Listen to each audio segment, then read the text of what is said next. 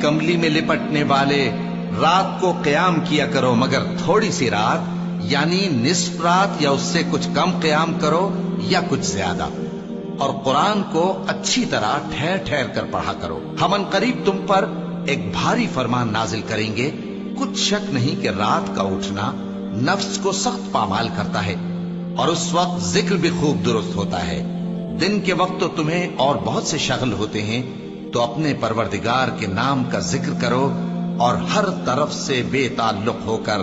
اسی کی طرف متوجہ ہو جاؤ۔ وہی مشرق اور مغرب کا مالک ہے، اس کے سوا کوئی معبود نہیں، تو اسی کو اپنا کارساز بناؤ۔ اور جو دل آزار باتیں یہ لوگ کہتے ہیں ان کو سہتے رہو، اور خوبصورتی سے ان سے کنارہ کش رہو، اور مجھے ان جھٹلانے والوں سے جو دولت مند ہیں سمجھ لینے دو، اور ان کو تھوڑی سی مہلت دے دو۔ کچھ شک نہیں کہ ہمارے پاس بیڑیاں